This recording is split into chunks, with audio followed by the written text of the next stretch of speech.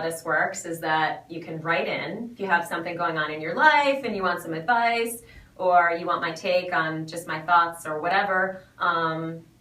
I'll give you them. So feel free to write me, mel@highcoms.com. It's MEL@HIGHCOMMS.com. Or just get me on Facebook. So it's Facebook/melaniecurtis11.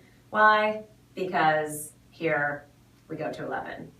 Spinal Tap reference for all you fans. Okay, so the first thing I'm going to address is an email that I received that goes like this. I feel like I never have time for anything except work, and anytime I do something outside of work, I feel guilty. Maybe that's more about how do I detach from work? I'm not sure. All my questions are related to being overwhelmed and being paralyzed by that. It feels like I'm paralyzed, but really I'm killing it. So how do I keep that in perspective? Okay, cool. So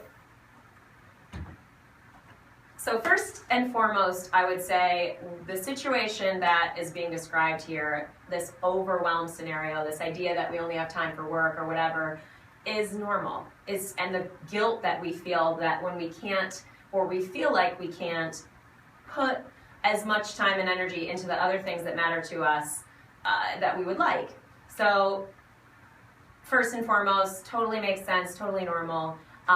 So great, it's normal. How do we deal with it? Or what's the perspective that can be useful here? So what I would say to that is to remember that when we do anything, we are in effect choosing to prioritize that thing as the top of the heap, top of the list. So for whatever reason, and again, with that, you know, we're good people, you know, so my guess is that some reason behind why you put that thing or whatever it is that you're choosing to do, in this case work, why that ends up on top of the list is because there's some positive reason or value that supports that. So whether you want to, you know, provide for your family or be professionally responsible or whatever other thing that drives you to put work on top.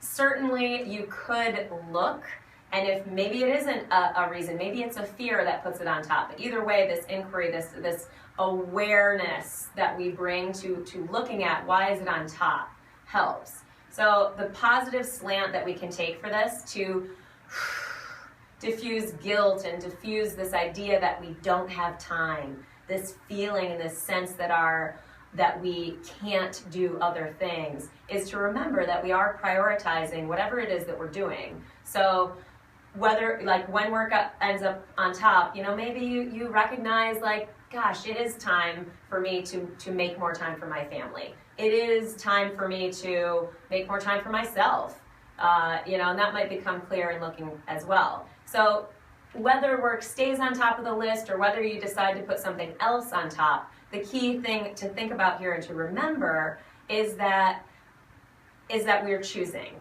and that we're prioritizing even when we forget that we are. So just remember that you are, and if you then, once you look at it, you can decide, well, does work want to be on top so much, or do I want to put something else up there too sometimes? So it just depends on your life and the details of your situation and whatnot.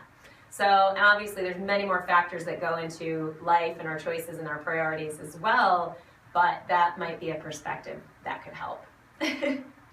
Right on. I hope it does. And like I said, anybody else who has anything that they want my take on, and certainly if you want to do a sample session and try some coaching with me, please drop me a line, comment on this video, or get me at mel@highcoms.com. Thanks, guys.